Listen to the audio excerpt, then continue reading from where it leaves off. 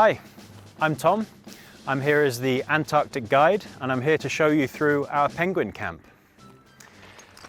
So one of the things that we're doing here in Antarctica is trying to conduct a lot of science, and we've set up this camp to help and assist a number of scientists who are doing a lot of research on chinstrap population numbers here throughout the entire peninsula. The reason we've set a camp up is because we want to be able to get the research done and assist the scientists regardless of the weather and regardless of being able to get on shore. So if we have a permanent base camp here, we can get on with the work regardless of the weather, which is always a little tricky in Antarctica. One of the things that's very important when you're setting up a camp in these pristine, remote polar regions is that you don't leave any trace that you've been here. So as we've been setting up the camp, we've been very careful to try not to cause any disturbance, not to bring too much equipment with us. And also when we leave the camp, we have to take everything away with us, including all the food, all the equipment. We can't leave a single thing that wasn't here before, so that when we leave, there's absolutely no sign that we've been here at all.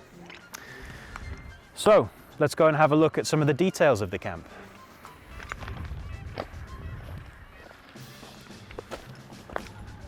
So this is our kitchen tent.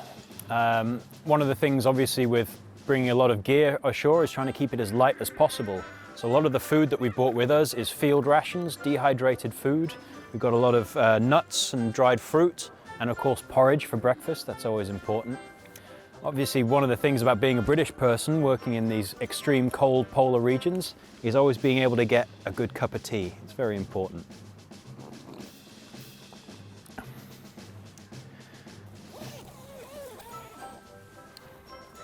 So these are the sleeping tents. A lot of people are very curious about just how cold it's going to be while we're here.